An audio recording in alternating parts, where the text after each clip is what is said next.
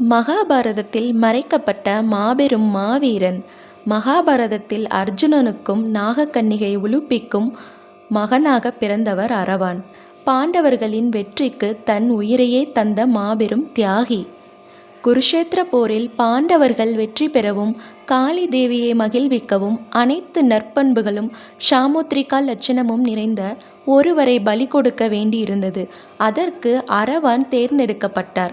உயிரை கொடுக்க சம்மதித்த அரவான் போருக்கு முன் தனக்கு திருமணம் நடக்க வேண்டும், தான் இறந்தாலும் போர் முடியும் வரை அதை தன் கண்களால் பார்க்க வேண்டும் மற்றும் போரின் முடிவில் பாண்டவர்கள் வெற்றி பெற வேண்டும் என 3 வரங்களை கேட்டார். போருக்கு முன் இறப்பவனுக்கு எந்த பெண்ணும் தாலி கட்ட முன்வராத நிலையில் ஸ்ரீ கிருஷ்ண பரமாத்மாவே மோகினி அவதாரம் எடுத்து அரவானை திருமணம் செய்து கொண்டார்.